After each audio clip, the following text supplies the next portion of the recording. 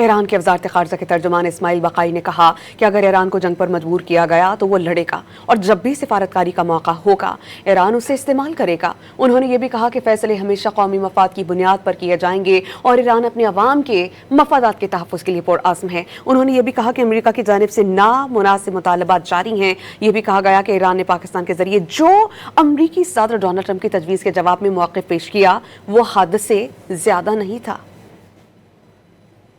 ایران کے وزارت خارجہ کے ترجمان اسماعیل بقائی نے کہا کہ اگر ایران کو جنگ پر مجبور کیا گیا تو وہ لڑے گا اور جب بھی سفارتکاری کا موقع ہوگا ایران اسے استعمال کرے گا۔ انہوں نے یہ بھی کہا کہ فیصلے ہمیشہ قومی مفاد کی بنیاد پر کیے جائیں گے اور ایران اپنے عوام کے مفادات کے تحفظ کے لیے پرعزم ہے۔ انہوں نے یہ بھی کہا کہ امریکہ کی جانب سے نامناسب مطالبات جاری ہیں۔ یہ بھی کہا گیا کہ ایران نے پاکستان کے ذریعے جو امریکی صدر ڈونلڈ ٹرمپ کی تجویز کے جواب میں موقف پیش کیا وہ حد سے زیادہ نہیں تھا۔